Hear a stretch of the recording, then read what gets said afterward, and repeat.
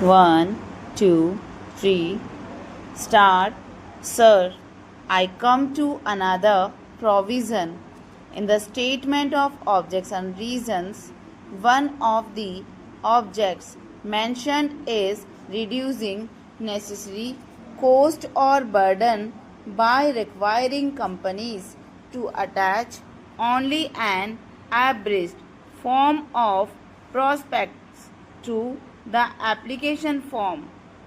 I would like to know specifically from the Honorable Minister which section of companies has represented that the cost of printing the balance sheet is prohibitive and they want to reduce it.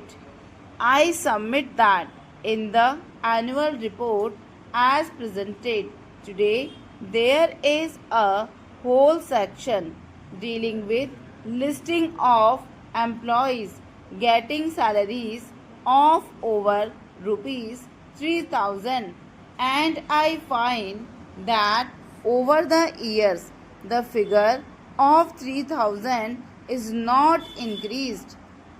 In this amending bill, there is some provision resulting in large companies having thousands of such employees, and they are listing those employees, which itself takes up 30 or 40 pages of the balance sheet. Merely deleting that provision can bring down the cost of printing, and that will not affect the small investors in any way. Instead of doing that, they have taken powers now suggest that it should be deleted altogether. A small shareholder is not interested in who is employed and what salary he is getting. He is only interested in knowing whether a director's relative has been employed, and that was the original purpose. Para. This was inserted in that 60s when it was found that the wives or relatives of the managing directors of companies were appointed on high salaries.